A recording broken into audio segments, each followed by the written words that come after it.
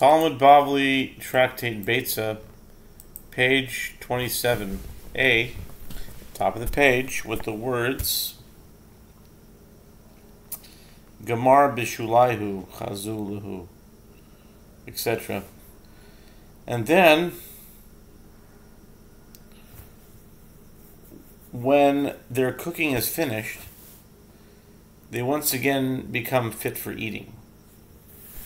This demonstrates that even food that had temporarily been set aside because it had become inedible does not remain prohibited for the entire day. Abaye said to him,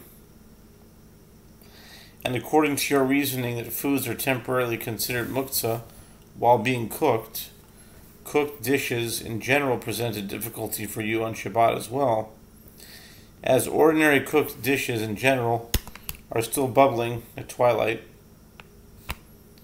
and not yet edible, and yet we partake of them later in the evening. This demonstrates that although the food was considered muktzah at the critical moment of twilight, it is not prohibited for the duration of Shabbat. Rather, it must be that we have no dilemma with regard to a food whose completion, which brings it to its finished and edible form, is entirely in the hands of the person. For example, beans and lentils. Such foods are certainly not considered as muktzah for all of Shabbat, simply because they had become temporarily unfit for eating. Where we have a dilemma is with regard to an item whose completion is in the hands of heaven, such as figs and grapes, which dry by the heat of the sun. This dilemma remains unresolved. And this is another unresolved dilemma that's not a teku. It's my big question always. What about the unresolved dilemmas that are not tekus? What about them? Teku. Okay. The Gemara returns to the issue of permitting firstborn animals. Rabbi Yehuda Nasiya had and I think there's a distinction between this Rabbi Yehuda Nasiya and Rabbi Yehuda Hanasi. I think they were different people. But I'm not exactly sure what the difference is with that. I once heard that they're not the same. Anyway, Rabbi Yehuda Nasiya had a firstborn animal that acquired a blemish on a festival, and he wished to serve it to priests staying at his house. He sent it to be presented before Rabbi Ami for examination. Right. Rabbi Ami is an Amora, so Rabbi Yehuda Nasiya couldn't be Yehuda Nasi because Rabbi Yehuda Nasi was a Tana. He was the last Tana, but he was still a Tana. So anyway, Rabbi Ami thought that he should not examine it in accordance with the opinion of Rabbi Shimon. Rabbi Zarika said to him, and some say it was Rabbi Yirmiyah, the principle is that in cases of dispute between Rabbi Yehuda and Rabbi Shimon, the halacha is in accordance with the opinion of Rabbi Yehuda, who is, in this case, permits examination. The principle is okay. The principle is that in case of dispute between Rabbi Yehuda and Rabbi Shimon, the halacha is in accordance with the opinion of Rabbi Yehuda, who is, in this case, permits the examination of the firstborn.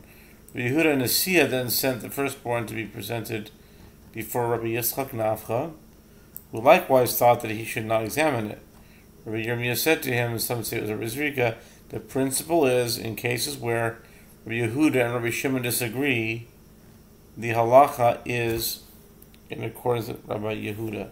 That's on Beitzah 27a. I remember that. The principle is, in cases where Rabbi Yehuda and Rabbi Shimon disagree, the halacha is in accordance with the opinion of Rabbi Yehuda. Let's do, that'll be gem, whatever. Gem 27 because it comes from Beitzah 27. Nice. Okay. Amrle Rabbi Abba. Rabbi Abba said to Rabbi Jeremiah. Rabbi Abba said to Rabbi Yirmiyah, what is the reason that you did not allow the sages to act in accordance with the opinion of Rabbi Shimon? He said to him, and you, what do you have? Do you have a tradition that the halacha is in accordance with the opinion of Rabbi Shimon? Rabbi Abba said to him that Rabbi Zera said as follows, the halacha in this case is in accordance with the opinion of Rabbi Shimon. Okay. The Gemara relates that a certain unidentified person in Babylonia said, may it be his will that I merit to go up there to Eretz Yisrael, and I learned this teaching from the mouth of its master. I will ask Rabbi Zera himself for his opinion on the matter. When he went up to Eretz Yisrael, he found Rabbi Zera and said to him, did the master say that the halacha is in accordance with the opinion of Rabbi Shimon? Rabbi Zera said to him, no, that is not what I said. Rather, I said, it stands to reason that this is so. It is reasonable to rule in accordance with Rabbi Shimon on this issue, although I do not have a definitive tradition to this effect. Rabbi Zera explains, why do I think so? From the fact that it teaches in the Mishnah that Rabbi Shimon says any firstborn animal whose blemish is not perceptible while it is still day is not considered to be among the animals prepared prior to the festival for use for the festival. And a Beitzah taught the same ruling in the name of the sages, indicating that this is the majority opinion. One should therefore learn from this that it stands to reason that the halacha is ruled in accordance with the opinion of Rabbi Shimon, but I did not say that it actually was.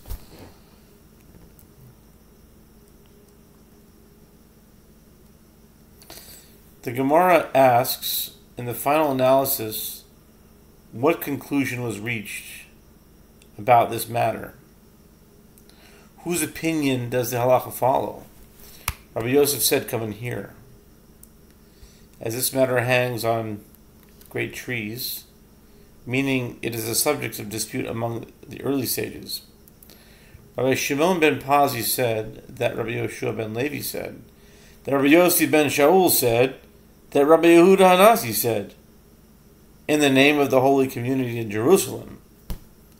Rabbi Shimon ben Manasseh and his colleagues said that the halacha is in accordance with the opinion of Rabbi Meir. The Gemara wonders at the wording of this report. How could the holy community in Jerusalem have reported that Rabbi Shimon ben Manasseh and his colleagues said that the halacha is in accordance with the opinion of Rabbi Meir? Aren't they much older than he? Why then would they have reported halacha in his name? The Gemara answers, rather, the holy community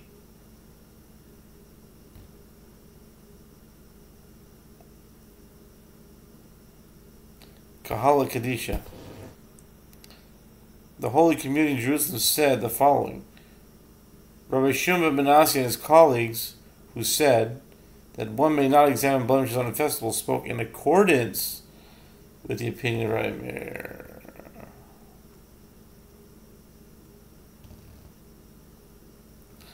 To which teaching of Rabbi Meir is the Gemara referring? It is as we learned in a Mishnah in Bechorot 28a. If one slaughtered a firstborn before it was shown to a sage, and deemed permitted, and afterward he showed its blemish to a sage who confirmed that it was indeed a permanent blemish that permitted the animal to be slaughtered, Rabbi Yehuda permits it, as it had been established that the animal was blemished. And Rabbi Meir says, since it was slaughtered without the permission of an expert, it is prohibited. Apparently, Rabbi Meir holds that the examination of a firstborn is not as simple a process as the examination of a treifa, since it involves more than a mere examination of the body of the animal. The examination of a firstborn must be conducted when the animal is alive, whereas the examination of a treifa may be performed even after slaughtering. And from this, Rabbi Shimon ben Manasseh and his colleagues inferred that the examination of a treifa, which consists merely of clarifying the facts of the animal's physical state, may be done even on a festival. On the other hand, the more stringent examination of a firstborn, which can be likened to the rendering of a judgment, a process with principles of its own, must be performed on the eve of the festival. Abaye said to Rabbi Yosef, "Is that to say that there, in that Mishnah, Rabbi Yehuda and Rabbi Meir disagree about whether or not one may examine blemishes on a festival? That was not their dispute. Rather, they disagree with regard to the question of whether or not there is a penalty for one who acted improperly. As Rabba bar Chana said that Rabbi Yochanan said, if the blemish was in the eyelids, for example, if a fissure developed there that disqualifies the animal, everyone, including Rabbi Meir, agrees that the animal is prohibited because such a blemish changes its appearance after the slaughter.